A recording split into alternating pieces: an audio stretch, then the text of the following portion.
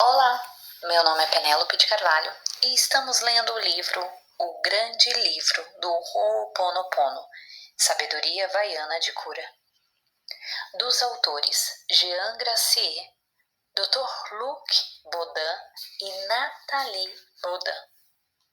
Capítulo 2, Ho'oponopono, do mundo psíquico à realidade quântica, do Dr. Luc Baudin. Ele que escreveu este capítulo. As memórias erradas explicadas pela PNL. Não tenha medo de andar devagar. Tenha medo apenas de parar. Provérbio chinês. Em palestras de apresentação do Ho'oponopono, com frequência ouvimos dizer que se trata de uma técnica para permitir apagar as memórias erradas, pois as mesmas são responsáveis por situações desagradáveis encontradas no cotidiano. Assim, o Ho'oponopono o libera dos fardos que você carregava nos ombros, muitas vezes sem nem se dar conta disso, e que freavam os seus impulsos e perturbavam o seu raciocínio. No entanto, essas palestras nunca explicam o que são as famosas memórias erradas. Todavia, parece importante ter conhecimento das origens delas, no intuito de entender bem o mecanismo de ação das mesmas, mas também compreender por que é tão importante apagá-las.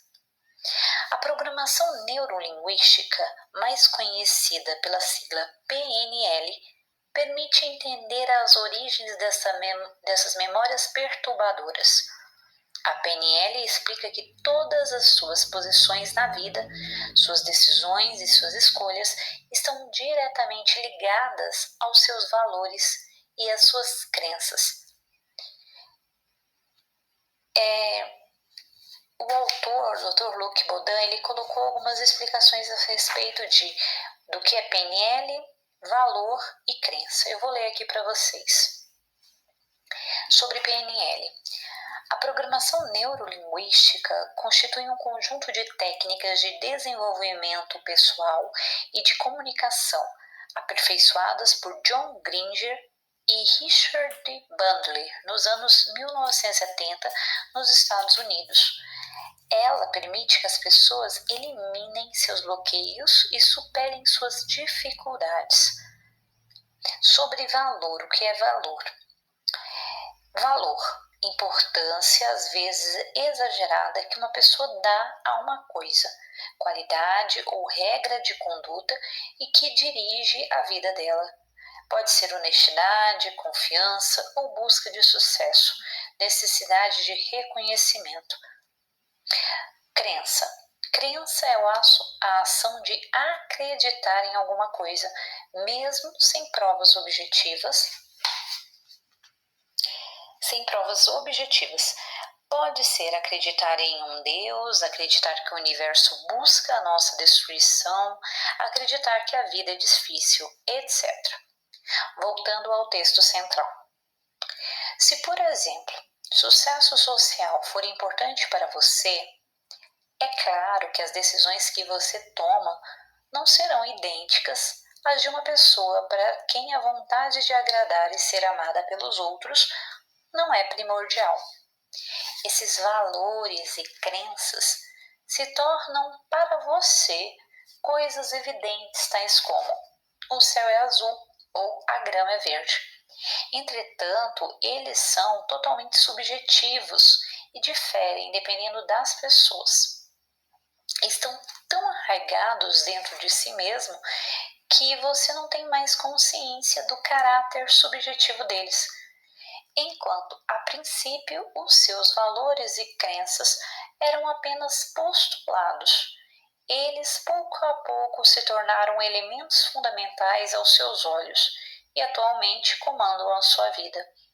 São, por exemplo, o cumprimento da palavra dada, a honestidade, o sucesso social, a gentileza, a busca de poder, a família, o trabalho, a necessidade de dinheiro, o poder, a busca de reconhecimento, etc. todos esses postulados se tornaram pouco a pouco mecanismos fundamentais, automáticos, muitas vezes inconscientes, e constituem grande parte das suas memórias. Dentre estas últimas, algumas podem ser falsas, limitadoras e até mesmo enganosas. São as memórias erradas que culminam em decisões insensatas e comportamentos aberrantes. Tudo isso porque a sua visão do mundo é distorcida por um filtro feito de crenças ou valores irracionais. Por exemplo, se você considerar que o mundo é maldoso com você e deseja a sua destruição, terá muita dificuldade em sair de casa, ir assistir a espetáculos, viajar ou simplesmente sair para encontrar os outros. O que você há de concordar atrapalhará muito as suas ocupações cotidianas, mas também a sua evolução pessoal. A essas crenças e valores enganosos acrescentam-se os medos, que também limitam imensamente as suas atividades e escolhas na vida. Esses três elementos dão origem à maioria das suas memórias erradas. Vejamos agora com mais detalhes de que se trata. Os medos. Os medos provêm principalmente dos medos sentidos pelos pais ou entes queridos, família, amigos, professores, que os transmitem aos filhos, muitas vezes de forma inconsciente e até mesmo pensando, ao contrário, que o estão preservando de tais temores.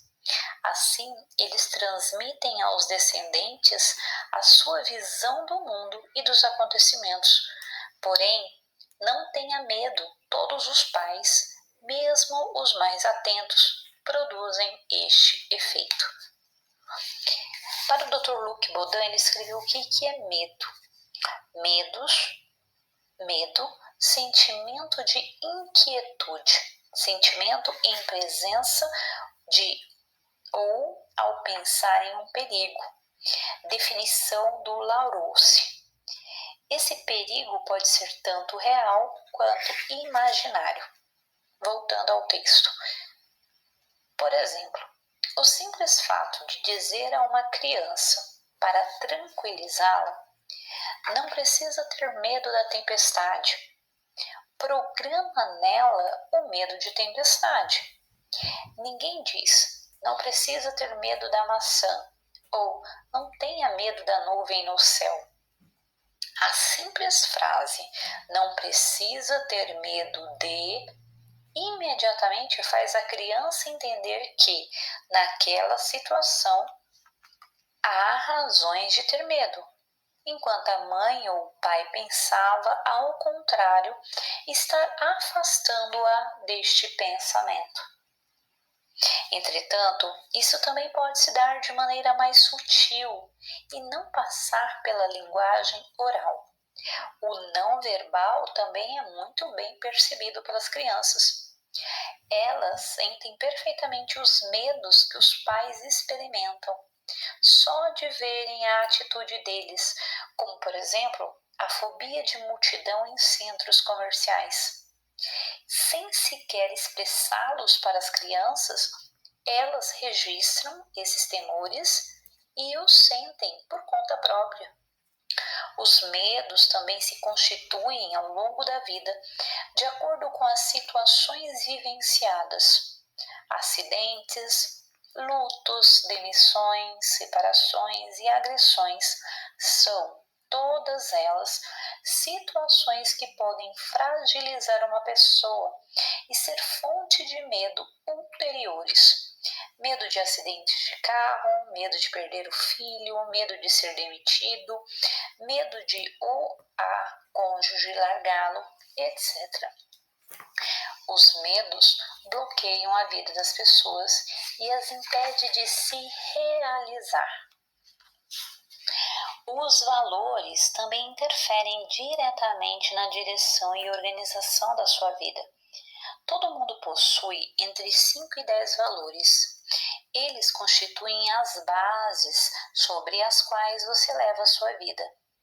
O inconveniente é que alguns deles podem ser limitadores ou inadequados, bloqueando a sua evolução, como por exemplo uma doutrina rígida demais, ou deformando a sua realidade, como por exemplo ser sempre bonzinho.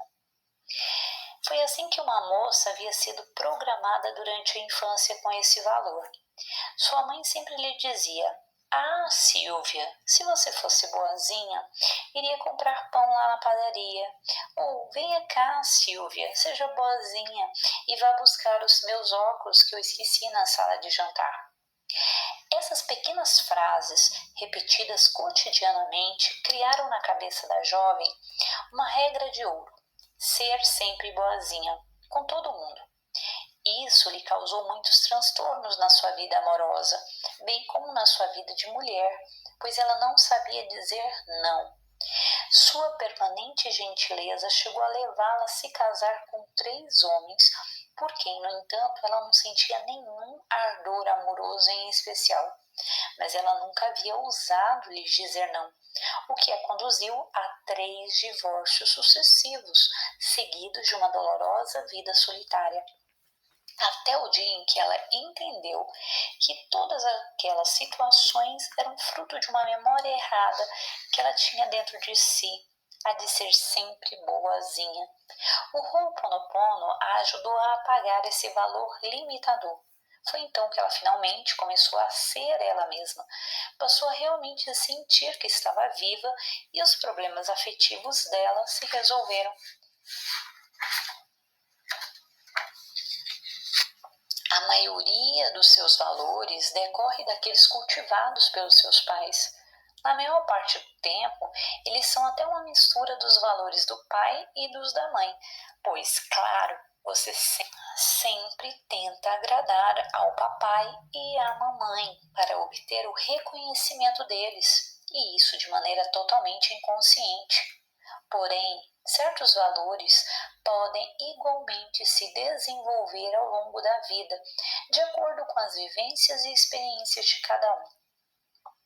As crenças são informações não verificadas e muitas vezes não verificáveis que a pessoa considera, entretanto, como verídicas. Elas provêm, em sua maioria, da educação e, portanto, dos pais, da família, dos entes queridos ou professores.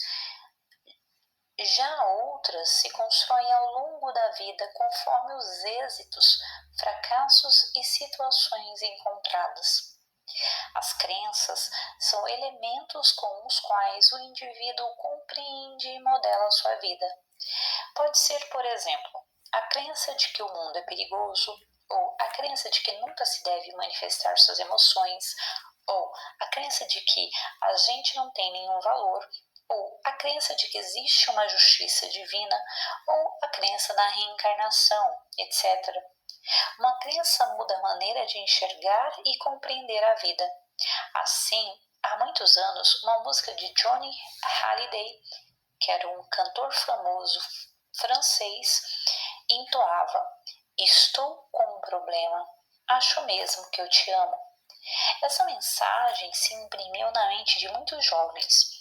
Eu te amo igual a problema, o que pode ter dado origem a crenças que são um pouco indesejáveis para construir uma vida amorosa. As crenças podem adquirir muitos aspectos diferentes. Um dos mais conhecidos é a crença religiosa. O indivíduo não tem nenhuma prova da existência de um Deus ou de sua não existência, mas tem fé. E esta fé, muitas vezes, é indestrutível. Basta constatar o número de mortos que há no mundo em nome da religião. Isso mostra a que ponto as crenças podem ser poderosas. Valores e crenças harmoniosos atraem situações benéficas para você e a sua evolução. Em compensação, medos, valores ou crenças deformadas atraem na sua vida acontecimentos que eles esperavam justamente poder evitar e que constituem situações muito desagradáveis para você. Por isso, observando o problema ao contrário, quando você vive uma situação desagradável, isso significa que geralmente há por trás dela um medo, um valor ou uma crença inadequada, uma memória errada. Ao se conscientizar disso, você tem então a escolha entre conservá-la ou apagá-la. Você pode muito bem considerar que o seu valor, honestidade, é bom e que você deseja preservá-lo. Pode considerar que o medo que você sente do mundo ao seu redor é justificável e que para você é bom conservá-lo. Pode considerar que a crença de que você não tem valor algum é normal e que é bom mantê-la. Entretanto, você também pode considerar que tudo isso consiste em filtros que distorcem a sua visão da vida e o seu raciocínio, que são freios e até mesmo obstáculos à sua evolução e à sua plena realização pessoal. Você também pode estar com vontade de fazer a situação desagradável desaparecer. Se for o caso, então decida apagar essas memórias que você julga estarem erradas ou serem perturbadoras para si mesmo, praticando o Ho'oponopono. Esse processo as eliminará utilizando a energia do amor. Continuação do capítulo 2. As situações conflituosas. O que alguém não quer saber sobre si mesmo acaba vindo de fora sob a forma de destino. Carl Jung. Os conflitos, isto é, as preocupações, contrariedades, problemas, desagrados e a ansiedade que você sente por si mesmo ou pelos outros, são frequentes durante a vida, para não dizer obrigatórias. Eles se dão sempre em duas etapas. Mas antes de falar sobre as duas etapas, eu vou falar sobre o que o autor deste texto falou sobre os conflitos. Conflitos. Não se deve entender a palavra conflito no sentido de combate. Ela é utilizada aqui no sentido de situação que causa problema. Por exemplo, um conflito com o seu cônjuge não significa necessariamente um desacordo com ele. Pode ser também se preocupar com o seu cônjuge por causa da sua saúde, dos seus problemas de trabalho ou de outra coisa. Voltando às duas etapas. Eles se dão sempre em duas etapas. A fase do conflito ativo, isto é, período durante o qual o problema ainda não encontrou a sua solução. Ele ainda está presente e não para de importunar a sua mente. Toda a sua atenção se vê focalizada nele, o que tende a fazer o problema crescer, esquecendo ao mesmo tempo tudo o que está acontecendo ao seu redor. Essa obsessão não ajuda você nem um pouco a relativizar a chateação e muito menos a trazer uma solução. É assim que o conflito pode durar meses, anos e até mesmo uma vida inteira. Nesta situação, convém, antes de tudo, tomar distância com relação a ele. Por exemplo, espairecendo, férias, lazeres, passeios, mas também se conscientizando de que é você, e somente você, o criador da situação em questão e que ela é o resultado de uma das suas memórias erradas, as quais Ho'oponopono ajudará a apagar eficientemente se você assim desejar. Basta você mudar para a situação mudar. Você não precisa mais esperar uma mudança nos outros. Você não é mais vítima. Você é verdadeiramente dono da sua vida. A fase de resolução do conflito constitui a segunda etapa. A pessoa encontrou dentro de si, ou graças ao Ho'oponopono, as forças necessárias para superar ou encontrar uma solução para o problema. Vem então a fase de convalescença e recuperação, que muitas vezes é acompanhada de cansaço e infecções passageiras. Porém, certos conflitos resolvidos podem deixar sequelas psicológicas, assim como certas doenças no plano físico trazem consequências. Tais sequelas podem até mesmo programar novas crenças, novos medos ou novos valores, dos quais alguns podem ser, mais uma vez, perturbadores e fonte de memórias erradas. Por exemplo, uma demissão, por razões econômicas, pode acabar sendo aceita pela pessoa, mas fragilizá-la e levá-la a uma desvalorização de si mesma ou a um medo constante de ser novamente demitida do seu futuro emprego. Aqui também o Ho'oponopono pode ajudar a superar esses sentimentos perturbadores. Assim, durante um conflito, o Ho'oponopono pode interferir para favorecer a sua liberação, apagando a memória errada causadora do problema, mas também apagando as memórias erradas que possam ter sido criadas após o problema. São as consequências do acontecimento. Poderíamos dizer que são memórias erradas oriundas de memórias erradas. Isso mostra como as situações acabam se complicando e se embaralhando com o tempo. Por exemplo, uma pessoa foi demitida várias vezes por causa da crença, memória errada, de que ela não tinha valor algum. As demissões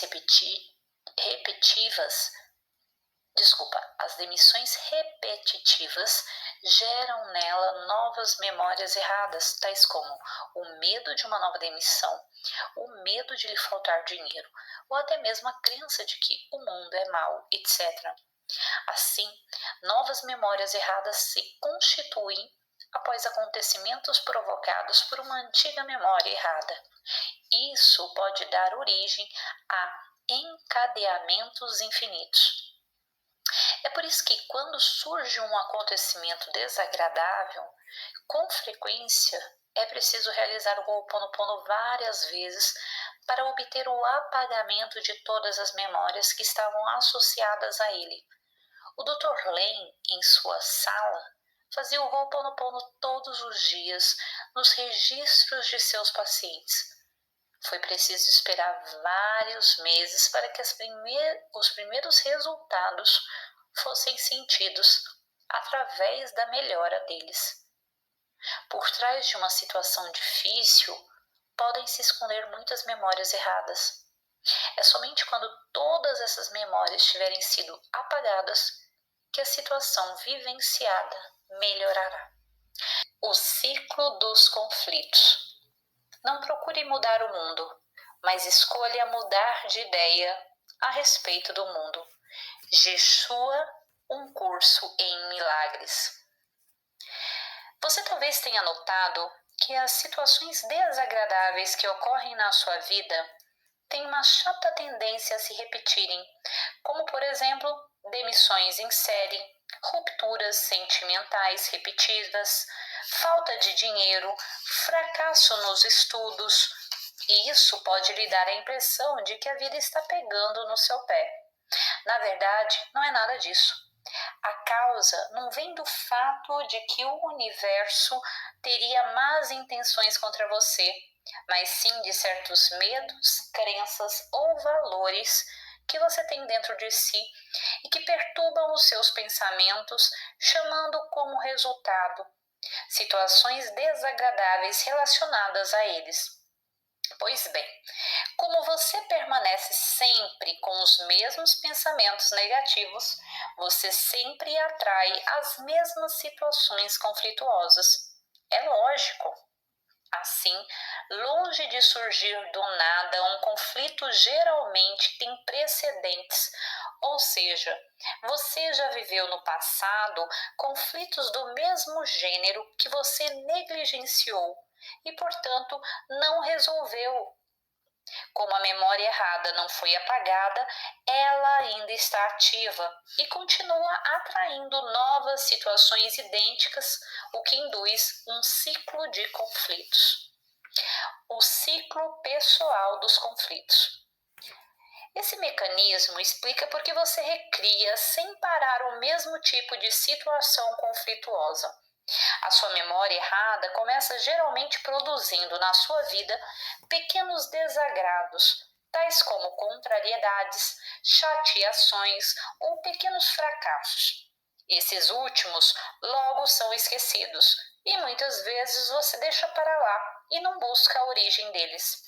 A memória errada fica, portanto, vivaz na sua mente.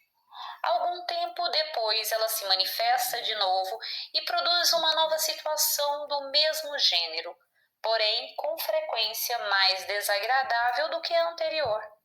Se for negligenciada novamente, ela se atenuará com o tempo e o problema desaparecerá mais uma vez. Já a memória continuará ali. Mais tarde, ela engendrará novos conflitos que serão cada vez mais intensos do que os precedentes. Negligenciados com os anos, eles se tornarão cada vez mais violentos e cada vez mais poderosos, até deflagrarem situações dramáticas, tais como divórcios, acidentes, doenças graves ou lutos. A solução consiste, obviamente, em se conscientizar de que os conflitos repetitivos provêm de uma memória errada que está dentro de você e que convém apagar, se você deseja acabar com os conflitos repetitivos.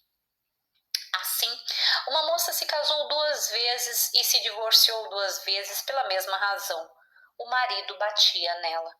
Após o segundo divórcio, ela passou a sair com um rapaz que também se pôs a agredi-la fisicamente um tempo mais tarde. Sentindo repulsa pela comunidade masculina, ela foi morar sozinha com o filho, que por sua vez passou a bater nela. Essa mulher precisava entender que todas aquelas situações haviam sido geradas por uma memória errada que ela tinha dentro de si e que era necessário apagar se ela quisesse que esse tipo de situação nunca mais repetisse, o que, claro, não justifica nem um pouco a atitude daqueles homens. Você também pode considerar que se um apagamento tivesse sido realizado desde os primeiros acontecimentos desagradáveis, em vez de esperar o drama, isso lhe teria evitado muitos transtornos. Por isso, é importante que você pratique o Ho'oponopono diante de todos os aborrecimentos que ocorrerem na sua vida. Uma simples mágoa, uma contrariedade, a evocação de uma lembrança ruim, uma tristeza, um pensamento irritante, uma má notícia. O apagamento da memória evita que ela volte um pouco mais tarde de maneira mais desagradável e violenta. Os conflitos frequentemente voltam de forma cíclica, com uma periodicidade diferente, de acordo com as situações e as pessoas. Toda vez, embora a situação seja distinta, os conflitos ainda são de mesma natureza, porém cada vez mais violentos do que os anteriores, como se quisessem obrigar a pessoa a se conscientizar de que ela tem dentro de si uma memória errada. A origem do primeiro conflito. O primeiro conflito de um ciclo pode provir de qualquer momento da vida de uma pessoa. Na maioria dos casos, ele começa na infância e até mesmo na mais tenra infância. É assim que vemos crianças que apanham frequentemente dos coleguinhas ou com baixo desempenho escolar, ou, ao contrário, geradoras de violência.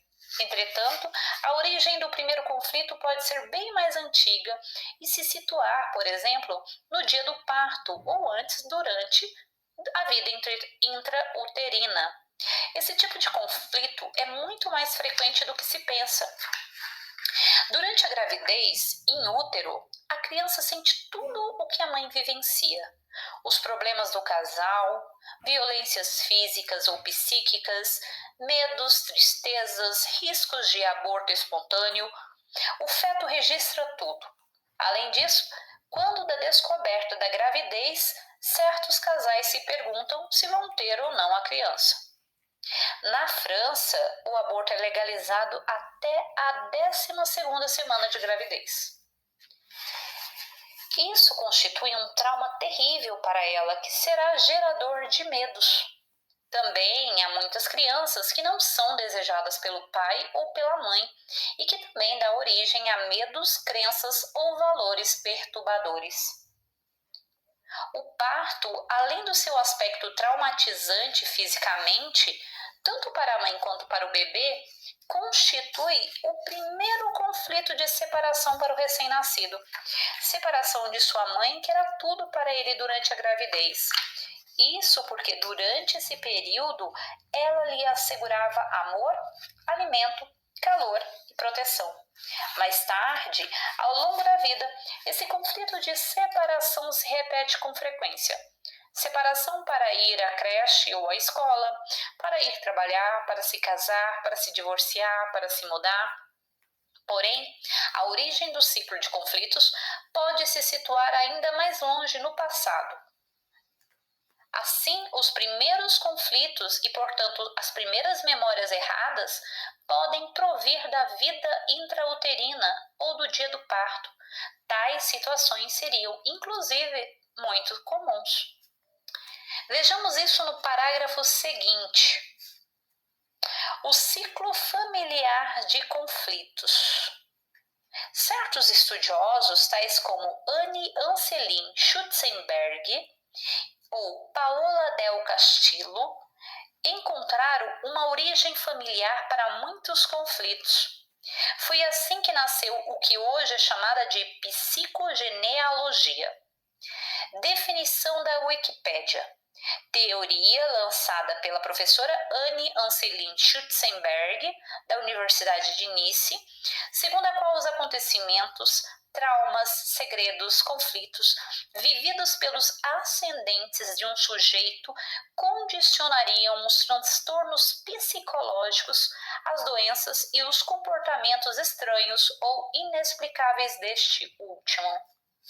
É verdade que as situações com frequência se repetem de geração em geração. Câncer de mama, divórcio com a mesma idade, falência, o que nos leva a pensar que memórias erradas são transmitidas de pai para filho e de mãe para filha.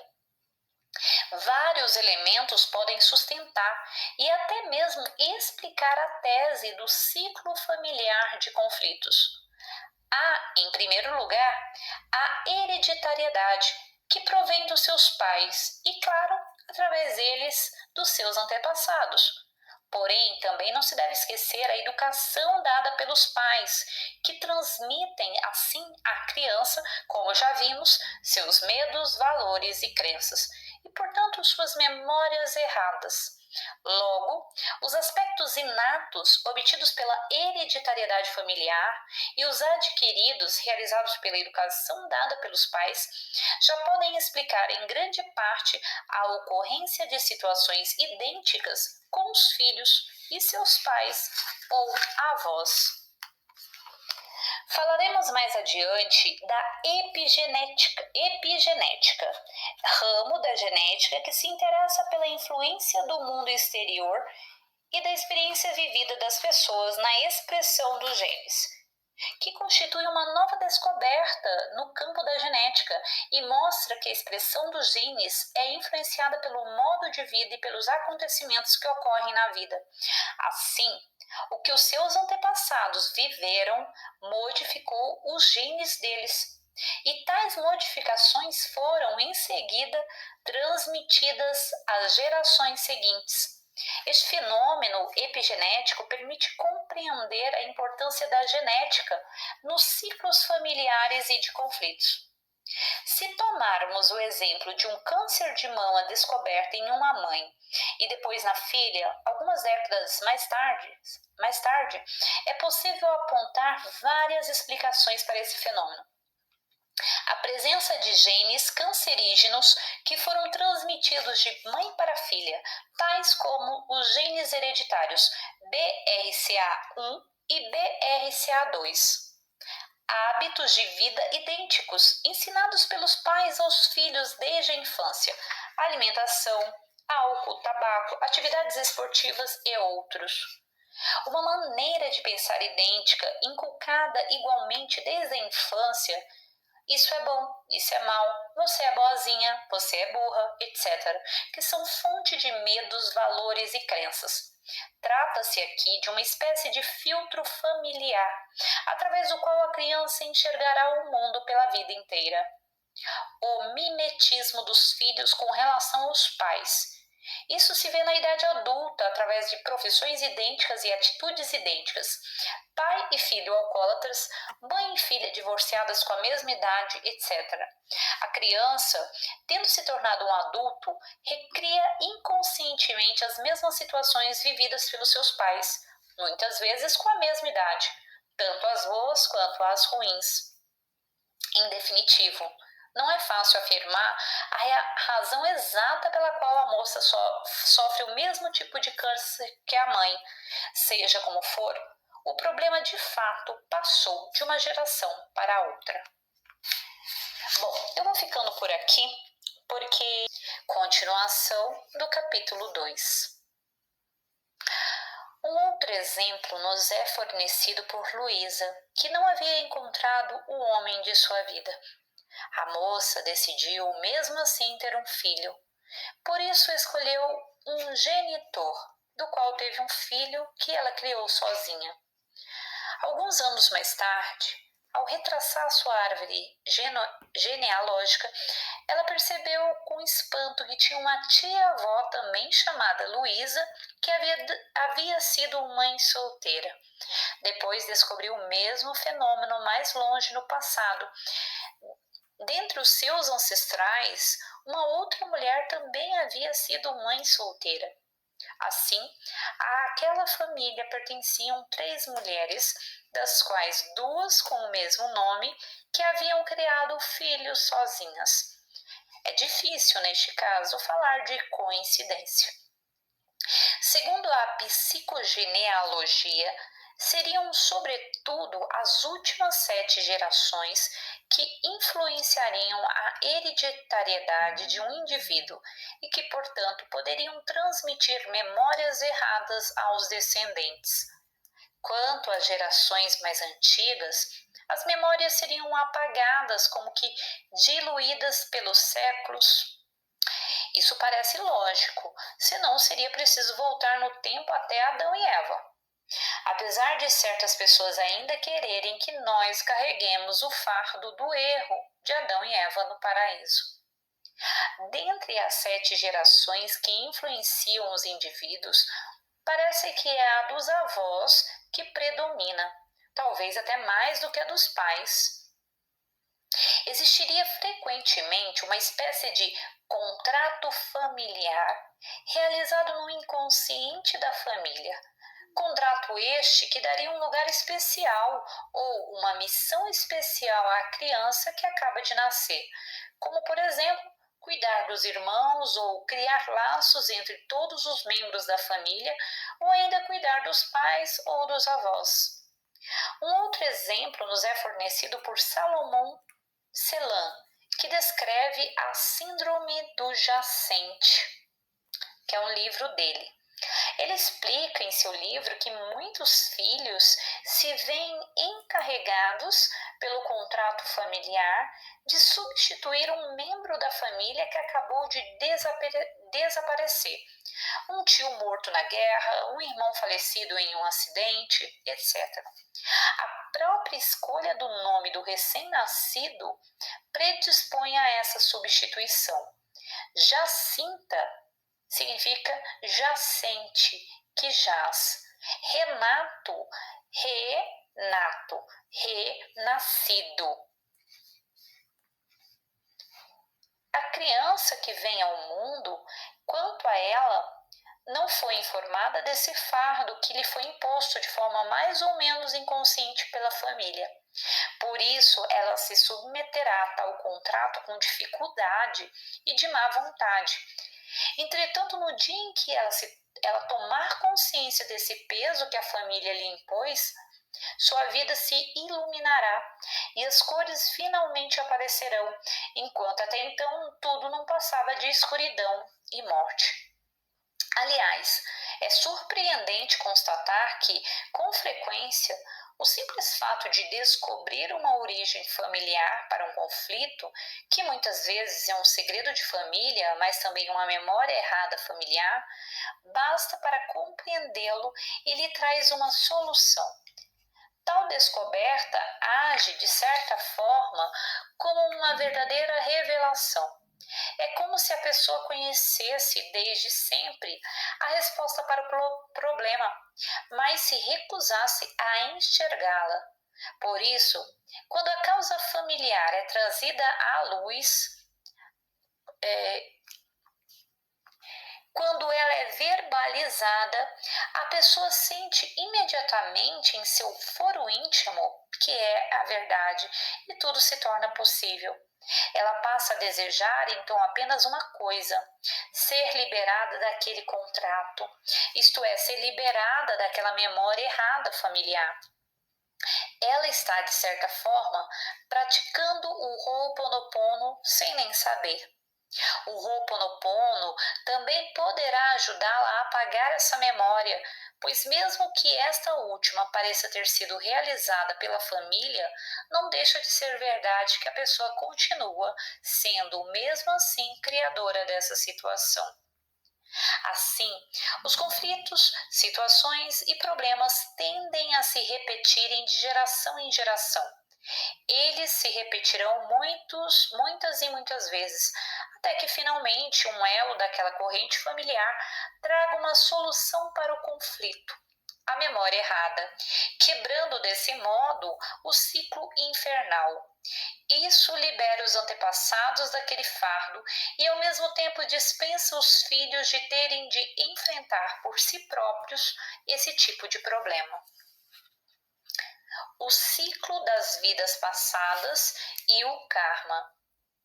Ainda mais longe no passado, é possível encontrar a origem do ciclo de um conflito nas vidas passadas para aqueles que acreditam em reencarnação. E é preciso lembrar que eles são amplamente majoritários neste planeta. Além disso, a reencarnação teria sido proscrita da fé cristã pelo Segundo Concílio Ecumênico de Constantinopla, em 553, ao mesmo tempo em que o cristianismo condenou Orígenes e o origenismo. O origenismo é uma doutrina muito difundida naquela época de Atenas a Alexandria e que professava a reencarnação. A decisão de condenar o origenismo teria sido tomada pelo imperador Justiniano e não pelo Papa Virgílio. Aliás, para a bióloga e física Jacqueline Bousquet, a realidade da reencarnação seria até mesmo comprovada matematicamente. Muitos pesquisadores, dentre os quais o famoso Patrick Drouot, já fizeram com que determinados indivíduos voltassem às suas vidas passadas através de técnicas que se assemelhavam à hipnose. Os resultados foram impressionantes, como, por exemplo, para determinada pessoa que descobriu que a origem de sua asma provinha de sua morte em uma câmara de gás em uma vida passada. Uma outra compreendeu que as dores crônicas que ela sentia no peito eram oriundas da facada que ela havia levado em uma vida passada e que havia causado a sua morte. Da mesma maneira, os problemas que você enfrenta na sua vida atual podem ser a consequência da sua conduta em uma outra vida. É o que se denomina carga kármica. Assim, se você tiver sido odiável com os pobres e os indigentes em uma vida, vai se tornar um deles na vida seguinte. Se tiver sido infiel com a sua esposa em sua vida, você será a mulher ou o marido traído na vida seguinte. Assim, uma carga kármica pode ter dado origem a uma memória errada na sua vida presente, que será fonte de situações desagradáveis. Você se deparará com ela de vida em vida até finalmente lhe trazer uma solução ou apagá-la. Obrigado, Ho'oponopono. Esses exemplos, claro, estão bem simplificados. Na realidade, com frequência, a coisa é muito mais sutil. Porém, eles demonstram a lei do karma, isto é, a lei da causa e sua consequência. Toda ação nesta vida terá consequência no seu karma e, portanto, nas situações vivenciadas nas suas vidas futuras. Ao entender a lei kármica, o ensinamento não faça com os outros o que você não gostaria que fizessem com você faz todo sentido e constitui, na verdade, um conselho bem egoísta. É porque este conselho consiste na melhor maneira de preservar o seu bom karma e, portanto, o seu futuro na sua próxima reencarnação. Bom, eu vou ficando por aqui, porque a continuação do capítulo 2. Continuação do subcapítulo As situações conflituosas. Você é o único criador. A origem dos conflitos repetitivos pode se situar no passado da sua vida presente, nas suas vidas passadas e até mesmo nas vidas dos seus ancestrais. Porém, na verdade, pouco importa a origem do problema. Não é indispensável conhecê-la com o Ho'oponopono. De qualquer forma, é você e somente você o criador de tudo o que acontece na sua vida. Foi somente você que escolheu a família na qual você nasceu, que corresponde exatamente ao seu karma, que vai lhe permitir responder à pergunta que você se faz, que vai gerar o conflito que você não soube resolver na sua vida passada. Somente você é o criador dessa situação. Mais uma vez, só lhe resta resolvê-la para apagar a carga kármica correspondente e continuar a sua evolução. Você escolheu para si mesmo, sozinho, o lugar ideal para criar o conflito. Para que servem os conflitos? Uma situação é conflituosa porque afeta um dos seus pontos nevrálgicos, ou seja, uma das suas fraquezas. Por exemplo, se você tem uma antipatia sem razão aparente por uma pessoa, isso vem do fato de que ela representa para você inconscientemente um aspecto de si mesmo que você rejeita ou de que você não gosta. O conflito, situação desagradável ou problema ocorre para lhe mostrar a existência de tal aspecto da sua personalidade que você não quer ver. Se você não o resolver, a vida vai lhe impor regularmente, ciclicamente e de modo cada vez mais forte o mesmo conflito, até que você finalmente aceite prestar atenção nele, nesta vida ou na próxima. Em definitivo, o conflito está aí para obrigar você a trabalhar nessa parte de si mesmo de que você não gosta. A solução ou o apagamento do mesmo vai permitir eliminar um bloqueio que o estava impedindo de evoluir. Assim, quando você resolve um problema ou conflito psicológico, sai dele mudado e até mesmo transformado. A sua evolução pessoal pode então recomeçar. É o aspecto admirável do Ho'oponopono solucionar os conflitos, simplesmente aceitando que eles vêm de você, seja de onde for, e que, ao apagá-los e ao mudar a si mesmo, isso os faz desaparecerem definitivamente. Subcapítulo: A memória dos acontecimentos. Conhecer não é demonstrar nem explicar, é aceder à visão. Antoine de Saint-Exupéry. Você vive todos os dias muitas experiências. Milhões de informações chegam cotidianamente ao seu cérebro. Ele precisa fazer uma seleção do que vai guardar na memória e do que vai apagar. É pelo menos o que a medicina convencional considera. Durante o sono, o cérebro efetua uma memorização, fazendo uma seleção das lembranças que ele vai conservar e eliminando as outras.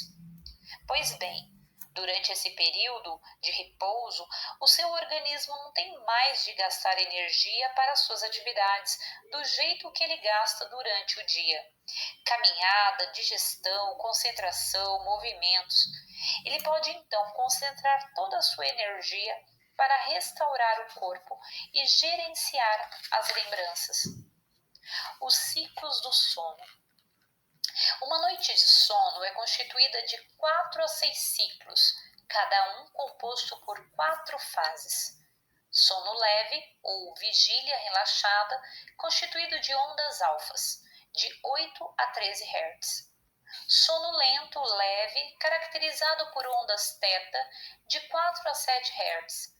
Fase durante a qual a pessoa que está dormindo perde contato com o ambiente ao redor. Sono lento, profundo, caracterizado por ondas delta, muito lentas, de 0,5 a 4 Hz. É o período mais profundo do sono. Essa fase contribui para a gestão das informações que em seguida serão tratadas durante o sono paradoxal. Sono paradoxal, caracterizado por ondas θ e depois alfa. Os sonhos são intensos e comportam cerca de 65 a 70% de resíduos do dia anterior e 30 a 35% dos 2 dias precedentes. Trata-se de uma etapa importante da memória de longo prazo, da gestão das emoções e do equilíbrio psíquico. O sono permite ao cérebro consolidar os aprendizados e integrar as informações na memória de longo prazo. Somente as informações relevantes, úteis ou importantes são conservadas, enquanto as outras são eliminadas para dar lugar às que vão chegar no dia seguinte. Essa é a versão reconhecida oficialmente pela medicina. Porém, podemos duvidar de sua completa veracidade. As experiências de sofrologia das quais eu participei no Centro de Orientação Comportamental e Psicológica de Paris, nos anos de 1980, mostraram-me que todos os acontecimentos da vida ficam conservados na memória humana. Assim, um homem de 60 anos era perfeitamente capaz de se lembrar com grande exatidão de como ele estava vestido no dia em que deu seus primeiros passos, do que ele havia comido no café da manhã, do que ele havia feito durante aquele dia, etc. É bastante impressionante constatar a capacidade fenomenal da nossa memória. Quando a mente e a consciência entram em curto-circuito, como durante uma sessão de sofrologia.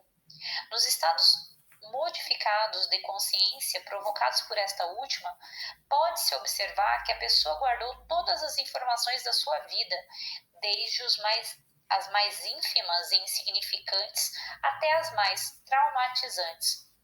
Portanto, a memória total está lá, presente, não necessariamente no seu cérebro, mas você não tem acesso direto a ela, ao contrário da memória comum, que lhe serve no dia a dia. Você não tem mais acesso, por exemplo, às aulas de história que decorou quando estava no primário. No entanto, elas ainda estão ali, em algum lugar, gravadas na sua memória.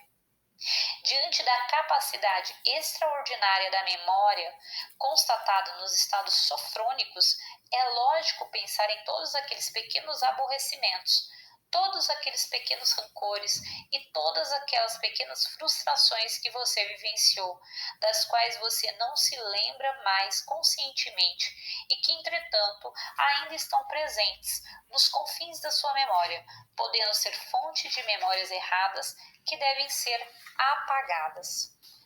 Bom, eu fico por aqui.